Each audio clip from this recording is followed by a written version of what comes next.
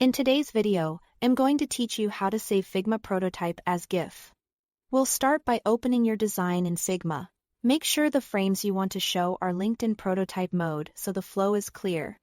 When you are ready, click the Present button in the top right corner. That launches an interactive prototype in a separate window or tab. What you see here is exactly what will be captured. So position it the way you want and let it fully load. Consider setting zoom to fit so the entire frame is visible and closing any extra side panels for a cleaner view. Next, open a new browser tab and go to the GIFcap website. It's as simple. In browser tool for turning a screen recording into a GIF, no installs needed. On the page, click Start Recording. Your browser will ask what to share. Choose the Figma prototype window you just opened. Selecting the window, rather than the entire screen, keeps the capture clean and focused. With recording started, interact with your prototype to demonstrate the exact flow you want. Hover states, clicks, and navigation.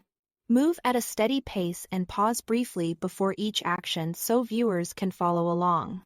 Keep it concise record just long enough to show the point because shorter loops look smoother and export faster. For a seamless loop, begin and end on the same screen, or pause briefly on a steady state. If something goes off track, you can always stop and try again. When you are done, click Stop Recording back in GIFcap. A preview of your GIF will appear. Play it through and check for timing, cursor position, and any unintentional pauses. Now refine the visuals.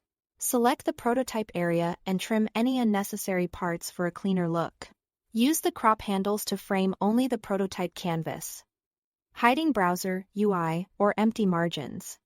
If the start or end has extra moments like settling the cursor, trim those off to tighten the loop. Keeping the aspect ratio consistent helps avoid distortion.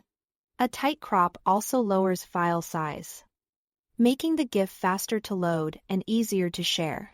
Finally, click Render to generate your GIF. Rendering time depends on the length and size of your capture. So give it a moment. When it's ready, download the file and it's good to go. Your new GIF is perfect for quick chats, lightweight portfolio previews, or embedding in presentations where video might be overkill. That's the entire process. Thanks for watching.